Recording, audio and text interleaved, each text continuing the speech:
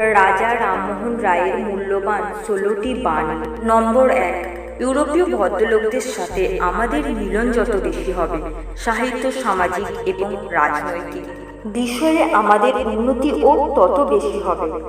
নম্বর 2, গত 20 বছর ধরে ইংরেজ ভদ্রলোকদের একটি দল, যাদেরকে মিশনারি বলা হয়, প্রকাশ্যে বিভিন্ন উপায়ে এদেশে হিন্দু ও মুসলমানদের খ্রিস্টান ধর্মে দীক্ষিত করার চেষ্টা চালিয়ে যাচ্ছেন।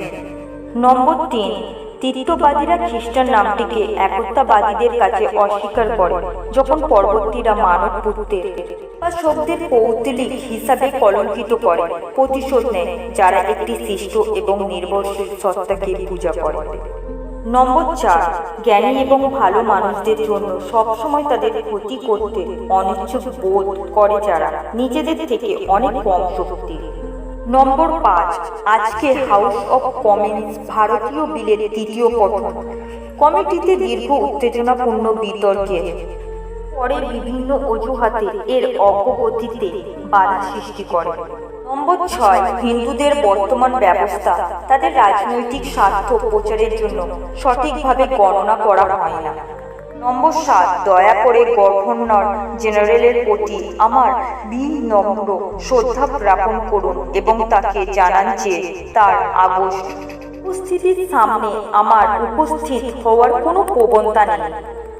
নম্বর 8, হিন্দু ধর্মকে বিকৃত করে এমন কুসংস্কারাচ্ছন্ন প্রথাগুলির সাথে এর হুকুমের বিশুদ্ধ আত্মার কোনো সম্পর্ক নেই।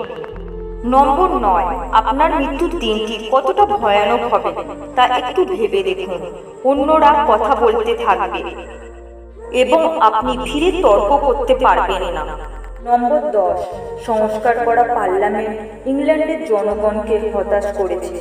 মন্ত্রীরা হয়তো পরবর্তী অধিবেশনে তাদের অঙ্গীকার খালাস করতে পারে। নম্বর 11, কলকাতার বেশ কয়েকটি বাণিজ্য ঘরের ব্যর্থতা ভারত এবং ইংল্যান্ড উভয় অনেক অবিশ্বাসের জন্ম দিয়েছে। নম্বর 12, আমি যখন সমস্ত জাগতিক কাজ ত্যাগ করেছি এবং ধর্মীয় সংস্কৃতিতে এবং সত্যের অনুসন্ধানে নিযুক্ত আছি। 13, সত্য এবং সদ্গুণ, অগত্যা সম্পদ এবং ক্ষমতা এবং বড় অট্টালিকাগুলির পার্থক্যের অন্তর্গত নয়। নম্বর 14, গালাগালি করা এবং অপমান করা যুক্তি এবং ন্যায় বিচারের সাথে অসঙ্গতিপূর্ণ। নম্বর 15, তাদের ধর্ম কিছু পরিবর্তন হওয়া দরকার। নম্বর 16, ঈশ্বর এক, তার কোনো শেষ নেই, তিনি পৃথিবীর সমস্ত জীবের মধ্যে বিদ্যমান।